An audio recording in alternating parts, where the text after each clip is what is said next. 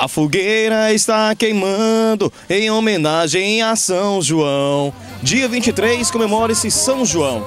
E tradicionalmente, famílias colocam fogueiras nas portas de suas residências, comemorando essa data, com muita alegria, muita festa e muita comida típica. Comida não pode faltar em uma boa fogueira. Geralmente, um belo peixe assado na grelha, com o carvão da própria fogueira, seguindo a tradição. Muita alegria, comidas típicas, muita festa e muito bonito. E viva São João! E viva São João, que é muito importante, aqui pro Bairro Nova Parnaíba. As fogueiras enfeitam as ruas que clareiam a noite com suas belas chamas.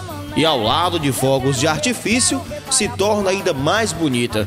Podemos encontrar fogueiras de todos os tamanhos, pequenas, médias e algumas bem grandes. E nesse dia de São João, o clima de alegria é o momento perfeito para reunir a família e amigos. Tudo acompanhado de muita comida, peixe, carne, frango e muito mais. O importante é comemorar o São João. E o que não pode faltar é um peixinho tradicional na fogueira, não é isso? Tem que ter um peixinho aqui pra gente saborear um peixinho. Olha aí. Aproveitando também o peixinho, bem gostoso. Na hora, é bom mesmo, viu? E a senhora já com um prontinho de arroz aí? Ora não, tem que... Na hora do peixe tem que ter o arroz, farinha, né?